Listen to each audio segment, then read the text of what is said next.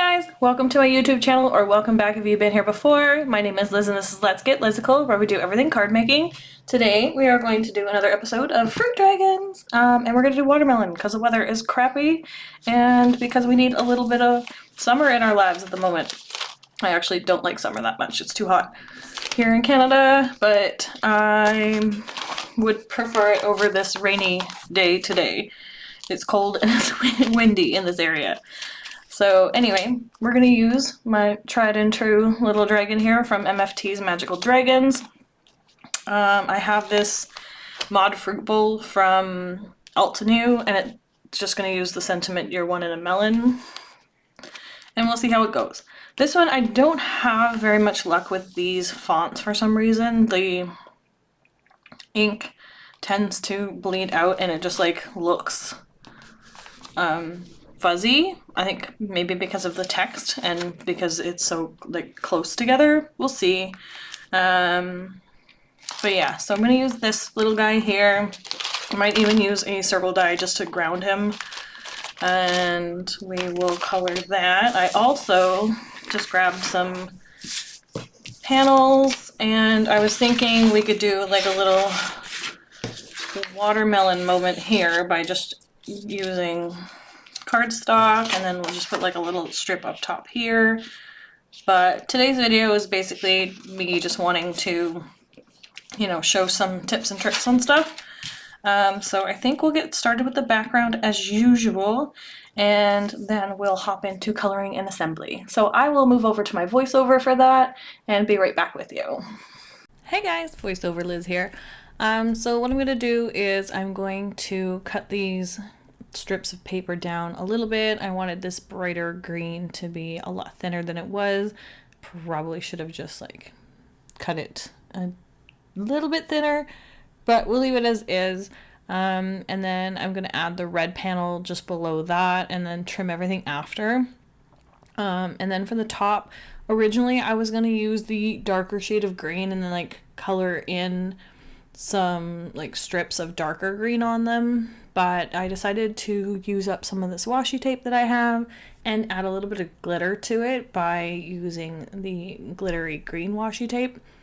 If I wanted to go a little bit darker, I could have used the scrapbook.com glitter paper that I have, but because this was on hand, before I cleaned up my desk last night, I just threw it in the pile to use here, and this is how I was originally going to cut down from the bigger panel, like just cut like a tiny strip off the end there. And then here I am just putting on the tape, but because this tape's probably a little bit older, I did just buy it from the dollar store, but a lot of the dollar store stuff is sometimes older stock that they just kind of like put together. I feel like these washi tape boxes, they've probably sold like all of these styles individually at one point or in smaller packs, but I bought this as a pack of 24. And it was only like $4 or something. You get like 3 yards of each pattern or style, because there's glitter, there's non-glitter, there's foiled ones and whatnot, but I feel like they've taken them from other packs that maybe didn't sell so well and like put them in a bigger one. But anyway, I decided to use that. I ended up gluing down each end a little bit because I know washi tape doesn't always stick very well or for very long. Like sometimes it'll stick and then later on it'll just start peeling up. So I did add a bit of glue to each end of the tape just underneath, just to hold that and give it a little bit more stability. And then we're gonna start coloring the dragon. And then for this, what I did was I was kind of going back and forth on whether or not I wanted the like main body of the dragon to be the red, but then I was thinking maybe we do the green for his main body, and then like the underbelly of a dragon is supposed to be like their most vulnerable spot, so I thought that that would be a little bit more suited for this dragon in particular. Plus I did color that dragon fruit one before, and I did the main body pink, and then the accents on that are green, so it's kind of like the opposite. Plus I did the belly in white with the seeds. So I didn't want to do something similar to that again. I know I didn't show that one in a video. I did that one off screen, and I will use it eventually for a card. Dragon fruit will be a theme at some point. I just need to figure out what I want to do with the background. Even with this watermelon one, like I kept it pretty simple. It's a very like more modern take on a watermelon. And for the background, I could have added some kind of like black dots or little hearts or something in that bottom section just to indicate some kind of seeds or something, but we don't have to make these super literal or anything. I kind of am for the dragons in a sense, because I'm using, like, trying to use all elements of whatever fruit I'm working on. So like last time we did the kiwi one, so we did a mixture of like browns from the shell and like the greens from the inside with the creams and whatnot. And then this time we're using, this dragon's a little bit more on the tealy side.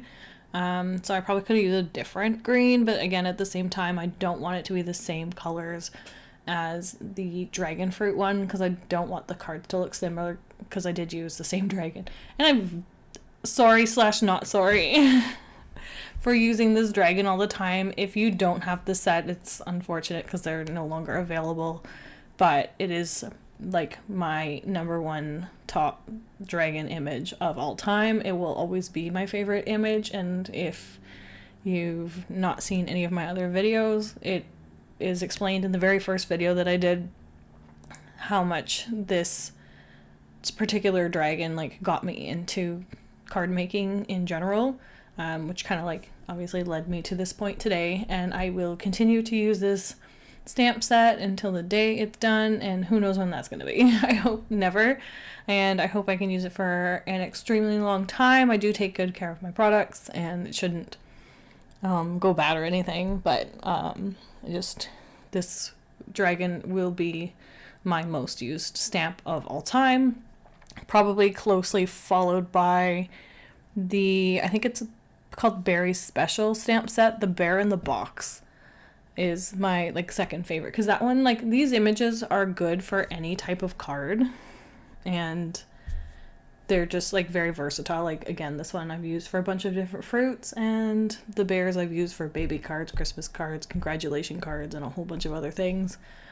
But yeah, so anyway, let's get on to the coloring just because we're on that process right now. So I colored the entire dragon, and then for the striping on the outside of a watermelon, I decided to use the darker color and just kind of like scribble striped lines in there, kind of like what you would do if you were coloring like a tabby cat or something. And then I'm using this trick that I found on Bailey J's channel. She's an art YouTuber. I haven't watched any of her videos in a long time. I don't even know if she's still putting videos out. I think she is, because I feel like I might have seen one a while ago, but YouTube stopped recommending her videos to me at one point, so I kind of just fell out of it. I go through phases where I watch certain things for a while and I kind of like lose touch on them. But one of the videos that she did, she was coloring with her alcohol markers. I think she does a little bit more digital now, but she was coloring with her alcohol markers, and she used rubbing alcohol to kind of like lift the color. It's similar to using a colorless blender, which is what I just did here. Colorless blender worked a little bit better, I feel like, maybe because it's a bit more on the juicy side, but it just like adds, you know, another layer of texture to it because it's like pushing that ink out, so you get like these like dots that are lighter than your main image. And then I went over those dots again with the colorless blender just to help it beef it up a little bit. Then I went over with the darker shade of green and added dots here and there, again, for another layer of texture. You'll see here in a second, I'm going to freeze frame this up a little bit closer once it's cut out. But you'll see that it like the amount of texture that you get just by doing these two methods. So as long as you have a colorless blender and the darkest marker shade that you're using for that particular area, or if you want to use another color altogether, like if you wanted to put brown spots or something on it, it might layer a little bit different. Like you kind of have to test to see how those colors layer on your paper with the alcohol markers, because they are transparent, so colors turn out differently depending on what color's underneath them. But you can just like play around, maybe color a few of these before you like jump into a card. It's sometimes good to practice techniques before you start doing the final. So here you'll see like all that texture you're getting with the different techniques used together. and it just like looks really good. It looks a little bit more scaly than the standard just solid colored dragon, and it just gives it that little bit of extra depth and dimension. And you can like layer this and layer this, like if you wanted to do another layer of like a lighter green on top and then do those techniques again, it would just like continue to build up the different layers of texture. And I like doing this particularly for like dragon type critters or like lizards and whatnot, so, you know, scaly critters. But I also like to do it on whales and mermaids.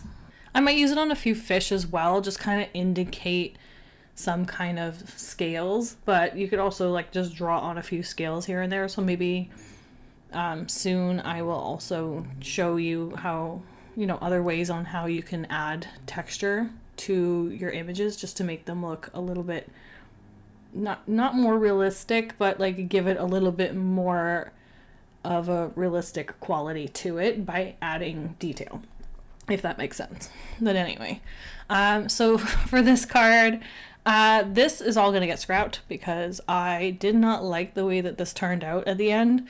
It's just the way that I did the sentiment and then the sub-sentiment. I do want to make this a happy birthday card, but I ended up off camera afterwards cutting out the whole top white section, and then I re-glued this onto another card. I moved the "You're One in a Melon" down a bit and just moved the happy birthday to the inside of the card. So you'll see that on the end photos here in a second. This would probably make like a cute like gatefold card too, if you just wanted to do like the top section, like just cut it out and then just leave that bottom area as the card, and then you could write your sentiment behind it, and then you would stamp like the "You're One in a Melon" on the background on the technical inside of the card. But you know, that's just an afterthought as usual. But that's pretty much our card for today, guys. I hope you liked the video. Please give it a thumbs up and comment down below. Let me know your thoughts. If you're not already subscribed to my channel, please subscribe because I'd love to have you here.